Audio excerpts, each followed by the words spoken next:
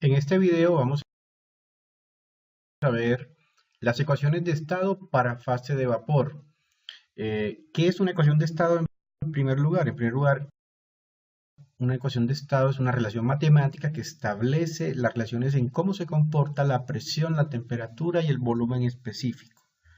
Bueno, la ecuación de estado, digamos, más utilizada en termodinámica es la ecuación de los gases ideales. ¿Esa que dice? Dice que el producto de la presión por el volumen es igual al número de moles por una constante universal, que vamos a llamar en este caso así T raya, por la temperatura. Esa constante universal, es la constante universal de los gases. En este caso vamos a utilizar esta en específico por las unidades que utilizan el sistema internacional, que sería igual a 8,3145 kilojoule sobre kilogramo por Kelvin. O también se podría utilizar como 8,3145 kilonewton por metro sobre kilogramo Kelvin. También es muy utilizada a la hora de cancelar ecuaciones. Bueno, ¿por qué le hemos llamado R barra? Porque es una constante universal. No obstante, en termodinámica muchas veces utilizamos no las relaciones molares, aquí están las moles por ejemplo, sino las relaciones másicas. En este caso se suele usar una constante específica que va a depender de cada sustancia, que va a ser la constante universal que hemos mencionado sobre la masa molar de la sustancia específica.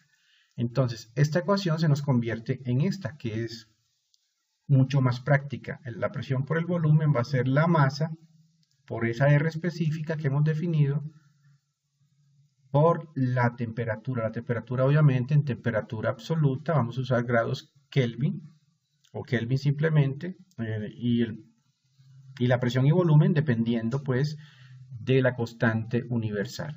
Veamos un ejemplo. Un depósito tiene un volumen de 0.500 metros cúbicos y contiene 10 kilogramos de un gas ideal que tiene una masa molar o peso molecular de 24. La temperatura es de 25 grados centígrados, entonces nos preguntan por la presión. Bueno, lo primero es que nos dan, digamos, la autorización de que este es un gas ideal. Es decir, si es un gas ideal, podemos utilizar esta ecuación de estado que es muy conocida. La condición básica de que sea un gas ideal es que hay varias. Las temperaturas, por ejemplo, sean altas y las presiones sean bajas. Eso quiere decir que, por ejemplo, puede ser para densidades bastante bajas. Bueno, lo primero, vamos a calcular la R específica. La R específica en este caso nos da la masa molar. R va a ser 8,3145 kilo. Podemos usar esta unidad kilonewton metro sobre kilomol o kilogramo mol por grado Kelvin dividido 24. Recuerden que la masa molar uno le puede poner las unidades que le convienen. En este caso podemos decir que son 24 kilogramos por cada kilomol. De esta manera se nos cancela esto y esto nos va a dar un total de 0,346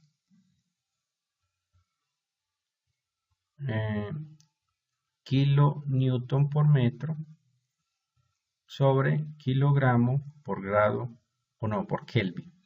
Bueno, una vez tengamos esto, nos están pidiendo la presión, pues despejamos la presión y eso nos va a dar MRT sobre el volumen total. Como tenemos todos los datos, no es sino reemplazar 10 kilogramos por la R, que sería 0,346 kilonewton por metro sobre kilogramo por Kelvin, multiplicado por la temperatura. La temperatura hay que tener cuidado, hay que sumarle.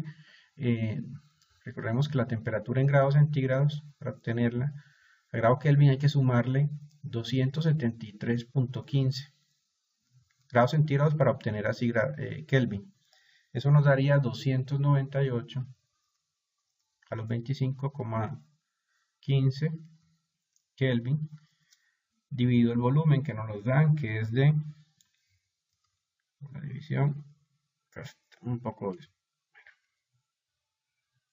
torcida, pero se entiende. Esto sería 0.500 metros cúbicos. Entonces empezamos a simplificar.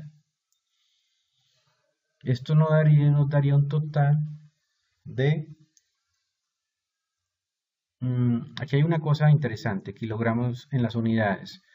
Los metros cúbicos va a